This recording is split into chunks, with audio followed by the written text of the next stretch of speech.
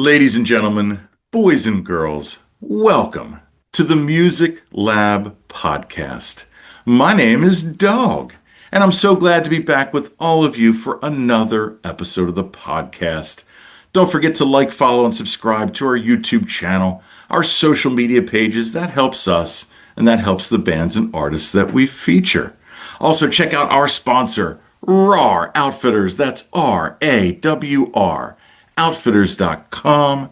Don't just wear, rawr. So, ladies and gentlemen, I have Mr. Shaun Lichtenstein from Lansdowne. Welcome, my friend. Thanks for having me, man. It's great to be here. Absolutely. So, a Boston rock band. How much is this city like ingrained in your music? A lot. Right into the name. um, Boston has such a rich history of producing rock bands. It's a great city for music.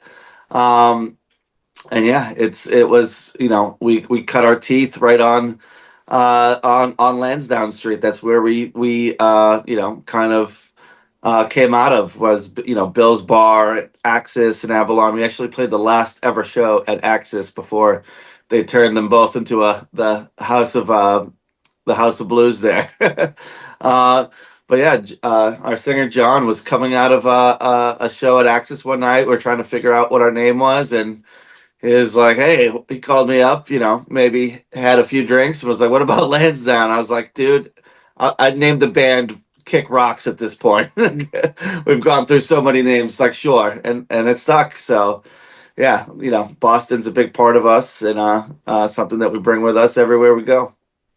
So currently, like, how are the music venues in town like for like up and coming bands? Are there any that stick out, or is it kind of all Live Nation and everything else?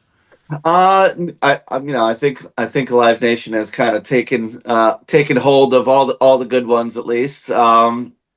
But yeah, I mean, there's still a few solid up and comer venues. I think there's the a few in Cambridge. There's the Midway Cafe, the Square Root, that they have up and coming rock bands still playing out there.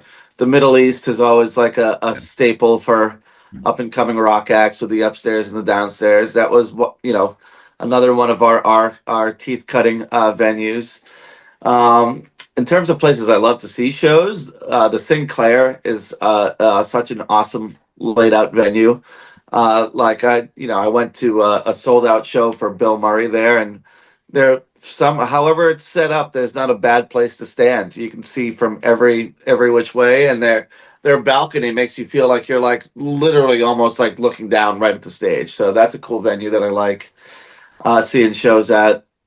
And they just put up the new venue there. Oh my God, why am I having a mind blank right now? The Uh, MGM? the MGM, Yeah, yeah. yeah. And wow, that place is crazy. That was super, super cool. I think it's got like 5 floors or something like that. And they're able to, kind of hold any size concert there, from from a Godsmack to a big regional, because they'll just open up more balconies depending on the size of the show. So that's another really cool, that's a really cool venue. But yeah, there's been a lot of venues that closed down, and there's been a lot that have made it through. But yeah, it still remains a great city to break out of. There's a lot of music support in Boston. Oh, yeah. Maybe not as coordinated as it should be amongst the scene. I think there used to be a tighter knit scene. I think we're a little spread out, but uh, we're working on fixing that. Well, and talk about really, like you said, before we started, you grew up in Connecticut. For people who live in like the New England area, Boston is kind of like the epicenter. Talk about that because most of the country doesn't realize that. Yeah, I was born in Connecticut. I did grow up in Drake at Lowell, Massachusetts area. Um, but yeah, it's kind of just the place you say, even if like, you're like you could be from Vermont. If you're in anywhere else in the country, they're like, "Oh, where are you from?" You just say, "Oh, I'm from Boston." It's kind of like just the thing you do, just because you're like, you're not gonna know my podunk town in New Hampshire. I'm just gonna say I'm from Boston, because it's essentially we're all from Boston in one way or another. Yeah. Depending on where you are in the state, you might say, if you're a Western Massachusetts person, you might not align as much. But yeah, I live in Southern New Hampshire now, and all of us, would still say we're from Boston versus saying, yeah, I'm from Salem, New Hampshire. um, but yeah, and it's kind of like been like the midway point. We've had a evolving lineup over the. I guess, Jesus, we're coming into almost 20 years as a band, which is insane. It doesn't even feel like that. It's like insane to say that to my brain. But Boston's always been kind of the circular place, and that's where it's where we got our start.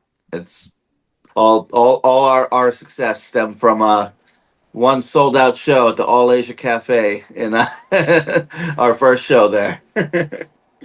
And now you're doing headline shows with Ice Nine Kills and Thunder Mother and these other great bands. Like, you know, obviously you put in the time and the work over 20 years, you probably have learned a lot over those years. Is there one thing really that like kind of sticks out with you that like you didn't know when you started out, but you're like, man, I really wish I would have known that 20 years ago? Oh man, I guess that it's the biggest thing was, we should have, like, we were always in our younger years chasing a record label, chasing a manager, chasing and kind of realizing where we've ended up now, where we do have those things, but it's by collaborative choice versus a necessity.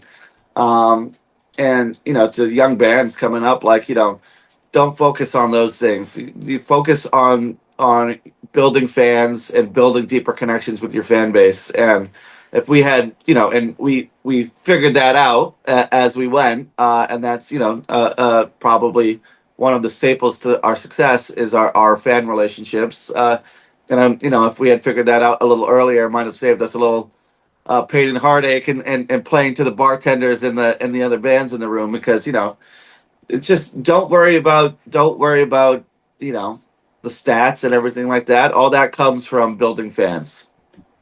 Yeah. And really, it's And always about the songs, right? It's always about the songs.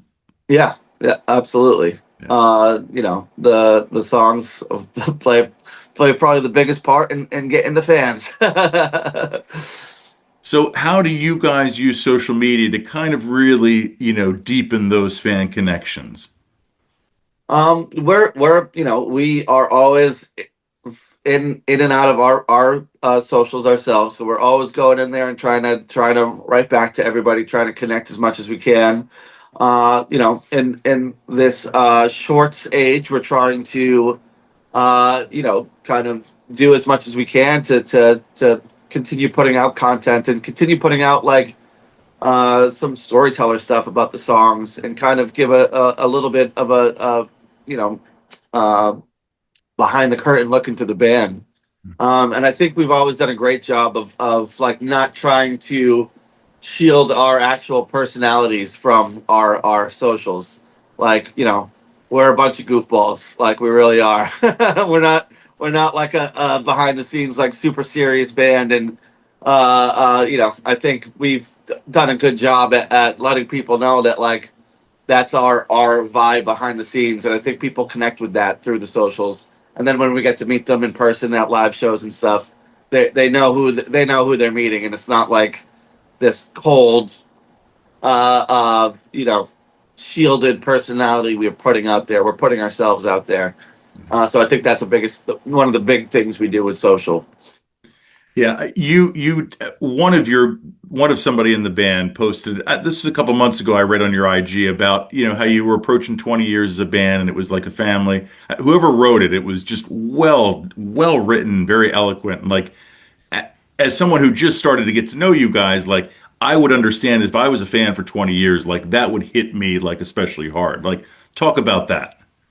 Yeah, yeah. I think I wrote that post, actually. I think I was having a few drinks looking at some of our new promo photos, and I landed on that one where it was like a good photo of us just like goofing off during the photo shoot, and it's like, man, we've been in that lineup, with Mike and Josh, John, Glenn, and I a little longer, but we've known each other so long, and it is family. We're not always smiles and butterflies back here. We're like brothers. We fight. We get into like and like big fights that you would with your family. Where it's the nature of the beast. Especially, it's even worse than with your family. Imagine stuffing your family into a 12-passenger van and driving around the country with them. Like, Are we being in a there yet? band is a real real serious bond, and it's something that is you know uh that could either make or break you how you treat that bond.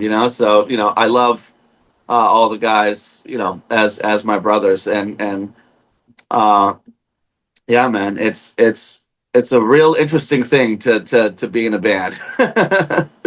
It's not like anything else, because you guys, it's we're in close quarters when and everybody's nuances are magnified to 1,000. And it's a testament to any bands that stick together, that stick that out to that bond. Yeah. So, which of the band members is most guilty of saying, "Are we there yet?" I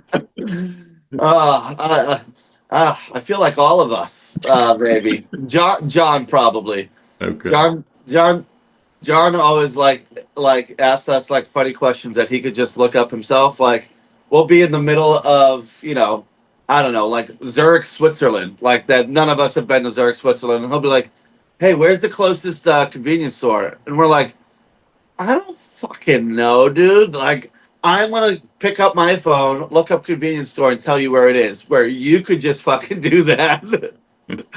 Like, just like that hilarious shit like that. So he'll be like, "How far are we from the venue?" And it's like, "Bro, you got a fucking phone with a GPS on it, and look it up." It's hilarious. So yeah, I guess I'll go with John on that All right. one. So when you guys are playing live, like over the years, how much has the set list been like, or how much importance do you put on the set list? And has that changed throughout the years as a band? A ton of importance just on how it flows out and how the energy feels. We'll go back and forth and text like and have like, well, these are the songs that are definitely in, and these are the songs I think we should play. Da da da da da. And it's actually getting like for a while there, touring off of Blue Collar and then adding a No Home But the Road.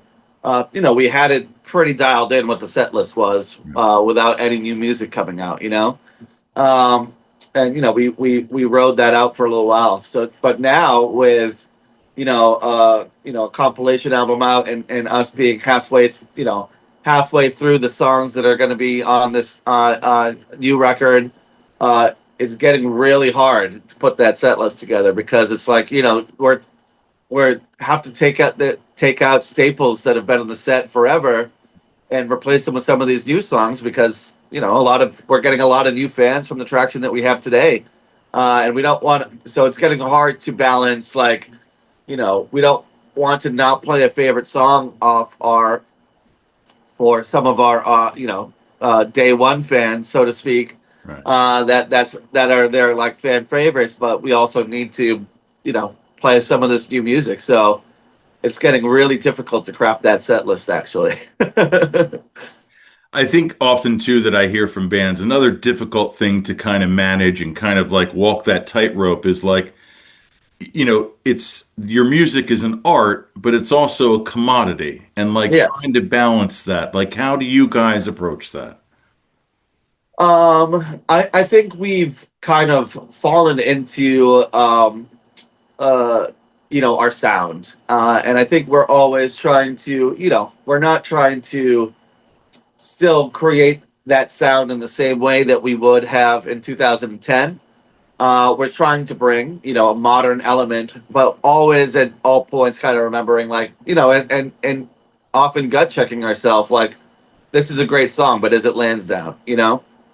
Uh, and there's been a few songs where we've tried to like kind of like test the waters, like, oh, let's throw a heavy song, like a really heavy song out here, like No Crowd, and the fans will let you know real quick, like, uh, you might get some of them that do enjoy that and that kind of thing, but you get told real quick, like, no, this isn't what the core base wants from you. So, at all points we have to love it first. You know what I mean?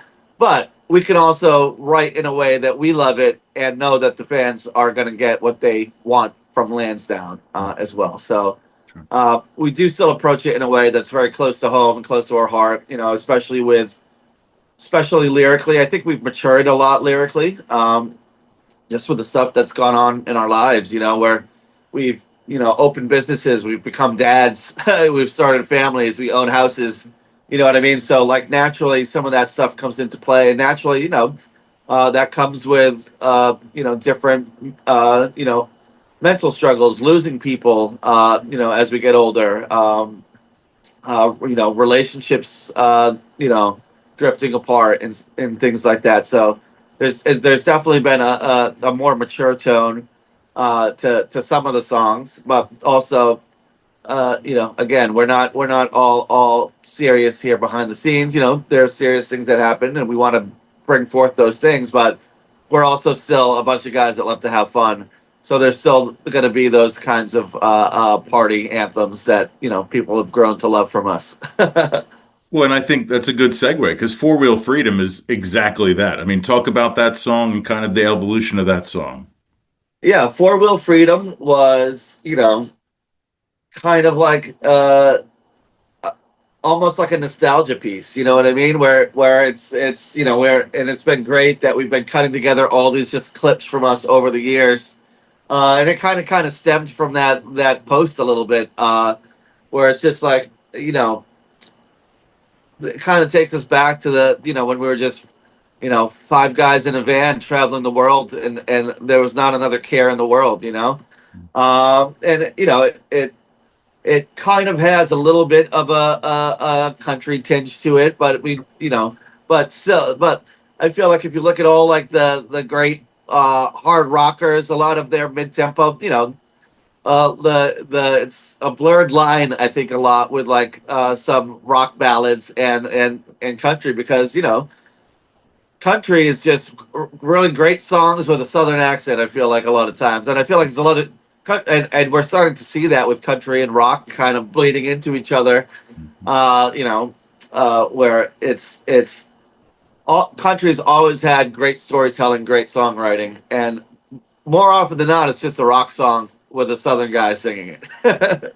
Yeah, I mean that's so true because I reviewed Jason Aldean's, not his last album but the one before that, and I'm like, this is a rock album, like this is rock music, and you're right, it like Yeah. it is a blurring of the lines, like you could say Nickelback is a country band singing rock music, but you could also say they're a rock band singing country music. Yeah, exactly, and that, Yeah. that's always kind of been someone we've gotten compared to, and and we're a okay with that.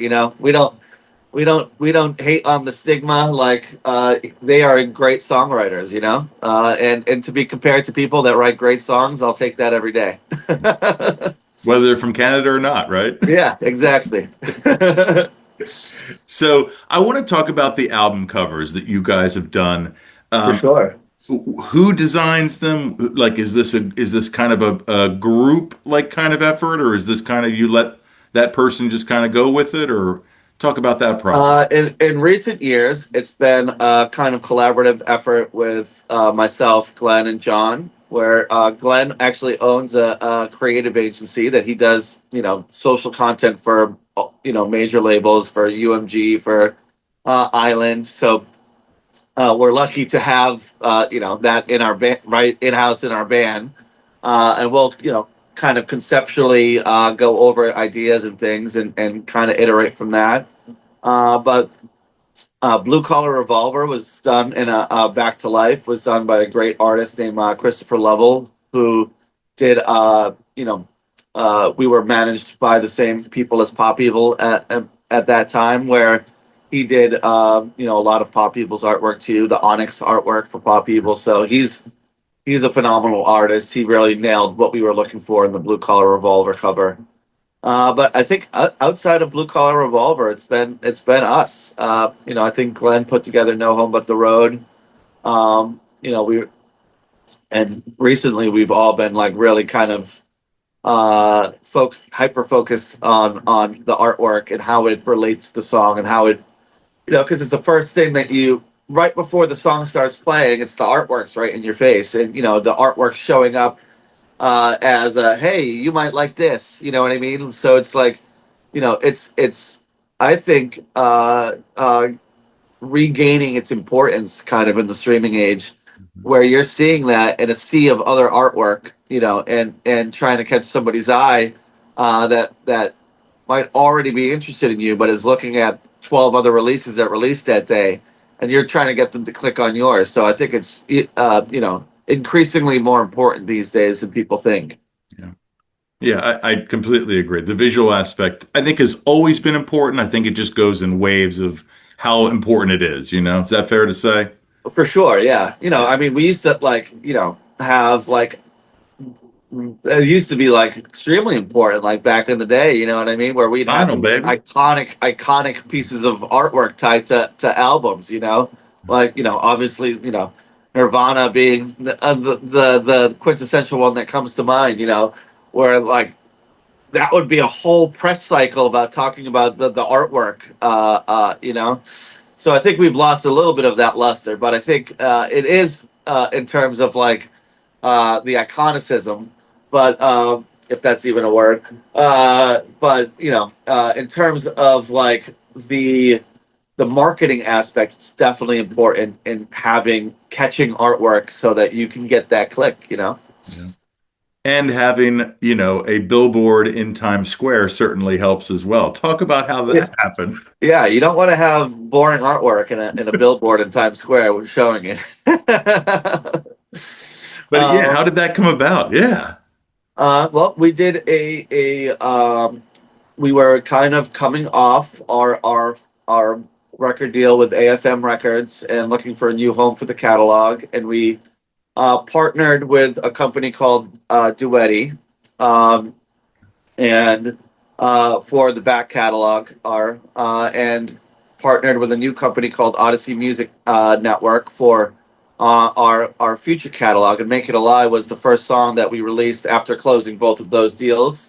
Okay. And it was amazing because Duetti has no like financial interest in our future catalog, but we'd sent them the song, and we were talking to them about marketing ideas for the back catalog, and they brought it up like, they're like, hey, you know what? We'd like to, we're out here in Manhattan, and we have access to a billboard slot. We'd like to give it to you guys for the new song. And we're like, wow, that's incredible.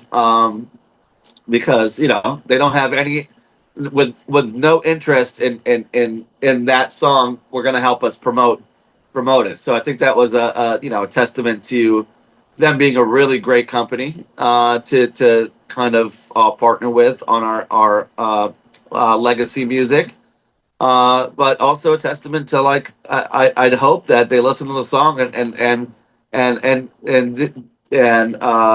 decided that because the song was so strong, they felt like promoting that one would help to bring new people into the legacy catalog, and it was way bigger than I thought it was going to be. I thought we were going to get one of those little squares somewhere, but holy crap, we all it's a billboard in Times Square. We all took a trip to go see it, and man, it was like they had the little square at the bottom and then a giant billboard on top of it of us just standing there, and I'm like, looking up at myself standing 20 feet high, and I'm like, wow, this is a cool experience. And I got to bring my family there, and I helped my daughter pointing like, Dad, you're on this. It was a really cool experience. So we're super thankful for Duetti for the opportunity, and yeah, what a cool feeling. It's actually our second time on a billboard in Times Square. The first time we played we played a show for the USO when we were a really young band, probably in 2007, where we played and we were on the jumbotron while we were playing in the middle of Times Square. Oh, cool. Yeah, that is awesome. And hopefully you did get a good bump from like did you see that in your numbers? Like Yeah, yeah, I think for sure. yeah, Make It a Lie is still doing very well. Had a good radio stint overseas, but also got picked up by a few secondary market stations here, nice. and it's still cruising. Even outside of its single cycle, it's still doing really well. Yeah. And it's cool too. Only in America, man, can a Boston band have a Bill- billboard in Times Square, New York, right? Yeah, yeah. And I was a silly goose and wore my Red Sox hat all throughout New York, Asking for trouble. asking for trouble. So is the band like in general, are you guys all big sports guys or are you the only one or what do we got? John and Glenn are probably the bigger sports guys in the band. Glenn's actually from Long Island. He lives in New Jersey, so it's always a fun, Jets Patriots battle, fun Yankees. Um, Ducks. Yeah. but I think Glenn's more of a Giants fan these days. I don't know. I'll have to check in with him, but no. I'm more of a casual sports fan. I'll go to games. I'll go to, you know, throw on. I like football season. Going and catching up with everybody Sundays and snacking. But definitely, Glenn and John are like you know, they get their fantasy drafts in and the whole nine. Yeah. So when you guys are on the road, are we eating out all the time? Are we cooking? Like what's the ratio of that happening? Oh well. Since the latest tours that we've been doing have been all in Europe. We are eating our way through Europe. We Yeah. actually started and we have to do better about posting to it a secondary Instagram account called Backstage Bites. If everyone wants to go follow at Backstage Bites with a Z, where that's our favorite thing to do is go try all the different food in all the different countries. We are eating out more than we should when we're on the road because it's it's not cheap to be eating out all the time. Every city you go to having a big blowout meal, but man, is there just some good food in Europe, man. So I want to ask you, comparable to crowd, like so for crowds and then from a venue standpoint, what are the major differences that you see from playing in the US to playing in Europe? You know what? The biggest thing, and I'm not going to knock the U.S. But the amount of phones you see up versus eyeballs in Europe, a lot more eyes than people looking at you through your phone in the European venues, which is cool. But I also know that in the U.S. I'm not knocking it. You want to make memories and have the Snapchats and the things, and we love seeing those posts afterwards of people sharing those things. So it's I'm not saying not to do that, but it is a difference in people watching through with their eyes versus through their phones in Europe. That's one of the major things we noticed. Yeah. And what about the venues? Anything in particular, like how they treat you comparable or not? No Uh, worse, no better? I'd say it's the same where there are like incredible venues in the U.S. that treat you like kings, and there's shit venues. It's the same thing out there. But there's Patronaat in Haarlem, Netherlands, probably one of the coolest venues in terms of like the band backstage. And they do in-house catering for the bands. Like, really, really great venue. That just like immediately comes to mind in terms of like great European. I feel like we've encountered very few venues that treated us poorly in Europe versus ones that treated us incredible. Yeah. So I definitely say we've had great experiences with venues and the promoters out in Europe and UK. You know, I can't even think of a bad experience off the top of my head. Yeah. I've had a lot of foreign bands that have said that France is one of their favorite countries to play. That the people in France really are into music. Have you experienced that as well, or have you not played in France? Yeah, oh yeah, no, we've played in Paris a couple times now, but and which has been awesome, and the rock fans in Paris are great. Uh, but what I will say to French hospitality is we broke down on our way to Spain, somewhere in the countryside of France, and these two women that run a bed and breakfast together, like took us in, fed us, took such insane, incredible care of us while we were waiting for because they had to send a whole new little minibus to come get us because the other one was totally toast. We ended up missing 2 dates in Spain because of it on the Einstein tour, but wow, like they took such incredible care of us. So I will say that for at least the the the countryside of France. So, um, yeah, I mean, we mentioned Odyssey before, but what has Odyssey really done for you guys professionally as a band then? so we've our relationship with them is relatively new. But you know everything has been great so far. Teresa, you know, who's our product manager there, who helped set this up for us, is amazing. Super communicative and always on the ball and always you know correctly on us to make sure we're hitting deadlines and getting things done. It's been a really great experience with them. Very knowledgeable people over there. Ulysses and Bjorn, who are kind of the head honchos over there, are super knowledgeable. And Glenn and I had many conversations with them before moving into this deal, and it was really the way they spoke about growing bands and the way they you know just their mentality and their expertise is what made us comfortable, kind of think knowing that they were the right partner. So you know, nothing but good things to say about Odyssey. Yeah.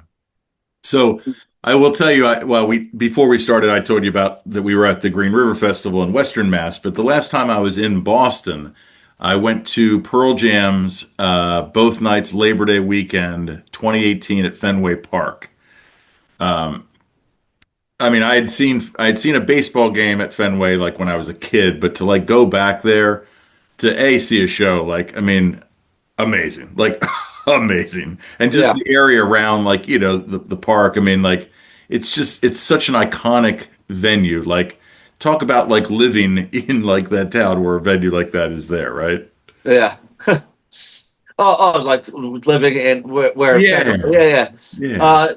yeah, No, Fenway's incredible. You know, I've been to so many games there. Obviously, the hot dogs are amazing, but even cooler, like where like there's a little bar under there called Bleachers, where you could like literally be in the bar and like be watching the game. They have a little hole through there. It's you know it is incredible that's you know that's there. Not so much when you are also working in the city and need to get on the T over to wherever you're going, because then forget about it.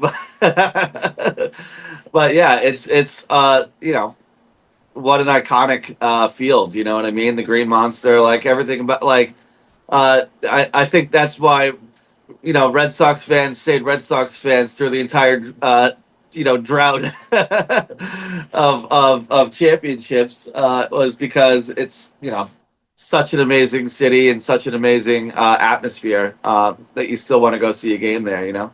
yeah, yeah. You're right. You're absolutely right. So this new album that we've got, is this the same producer that we've worked with before? Is this a different producer? Are you guys self-producing, or how are we approaching this new album?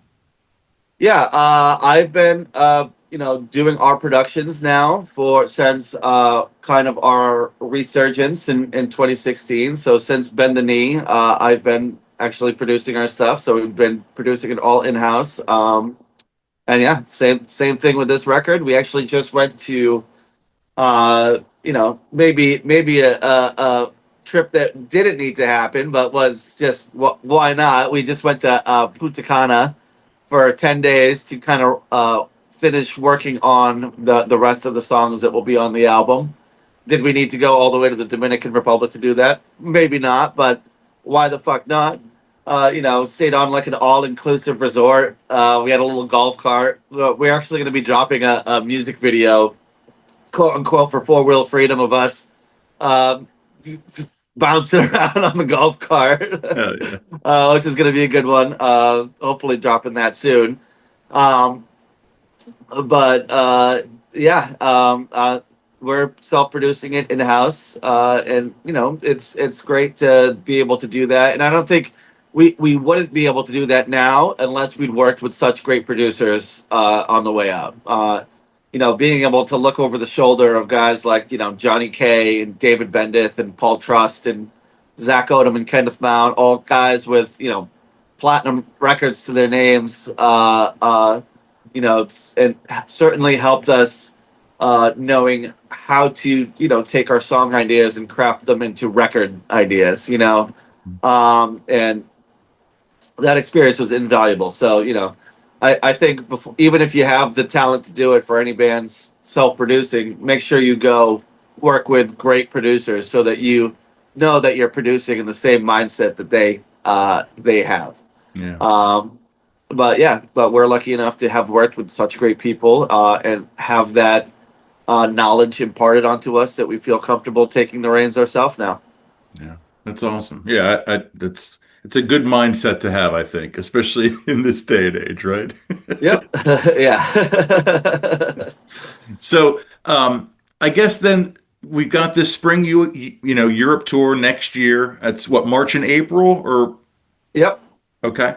No, I think the tour is in April. Okay. And the record, I don't have an exact date yet, but the record will be coming out in March. So we'll be touring in conjunction with the record release, which is exciting. We'll probably have some Northeast dates here in the States before we head out to Europe. And then hopefully when we get back, we know we've been neglecting our U.S. base, not on purpose. Just the Europe thing has kept us busy, but we are definitely planning on some nationwide U.S. touring when we get back from Europe.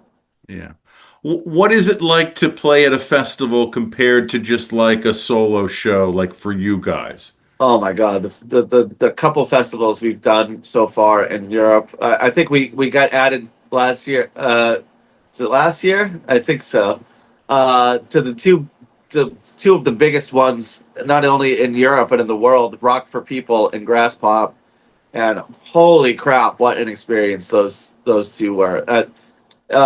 Just in general, run like absolute machines. Like everything, like the people were there when they were supposed to be. Stages were cleared on times. Like there was no dysfunction whatsoever.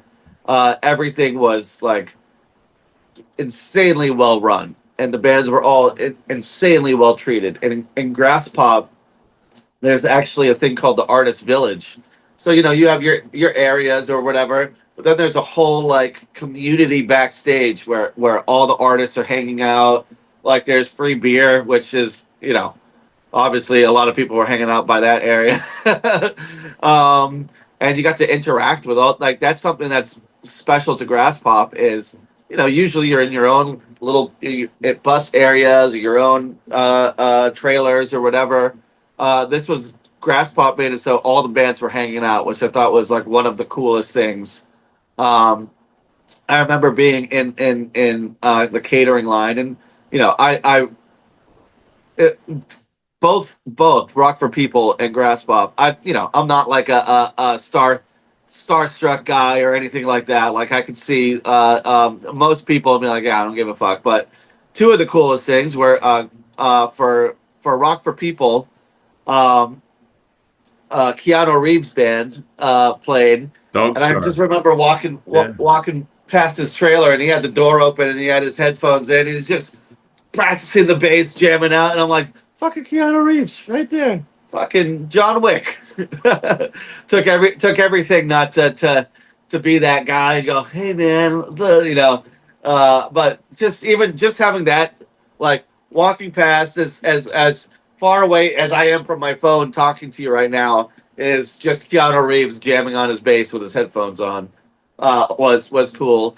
And then the other one was at Grass Pop, literally right behind me in the catering line is Fred Durst, and Limp Bizkit is one of my there's photos on my parents' fridge of me in my red Yankees hat holding my $3 $2 Billy All CD in a black shirt and khaki shorts with a huge smile on my face. So again, took everything not to be like, yo, friend, man, like, yo, can we take which I didn't, because I don't want to be that guy, but just two awesome experiences just to be in the same area as legends in their own games.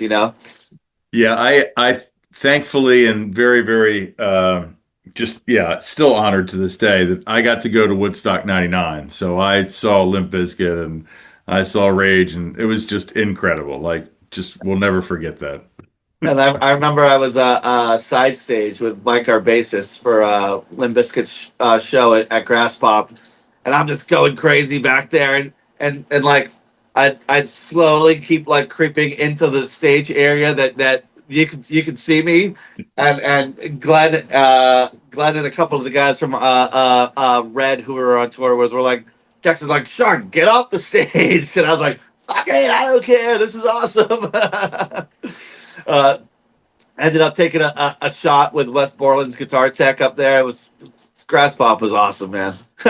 And I think we have a couple. I'm not allowed to announce it, but we have a couple festival dates that we're going to be on coming in this summer that have already been confirmed. So more to come. Yeah, what is it like trying to get your songs on the radio nowadays in the United States? Radio's a funny mistress now because it's not as important as it used to be in terms of breaking an artist. I think it's more so you want to go to radio when you have tours to kind of bring the station in to those dates, do giveaways. Makes a lot more sense around a touring cycle than it does just to be on the radio, which it used to be you just need to be on the radio to get people to want to go see you on tour. Now I think it's kind of role reversed where the radio is additional marketing to the tour versus being the thing that gets you there. But it's still a process. There's still gatekeepers and people you got to pay and things that need to happen in order for it to happen, and it can be expensive. It's and without you know uh, if you're not in one of like the major U.S. labels or major subsidiary labels for rock, you got to go through the outside channels where they have an inside channel to the people they need to talk to, and so it is a little bit more difficult for a band that's semi-independent. We have the Odyssey, who's a great team, uh, but they have the inroads that we've been doing really well on radio in Europe and UK because they have the inroads there for us. But US is still a tough one to crack.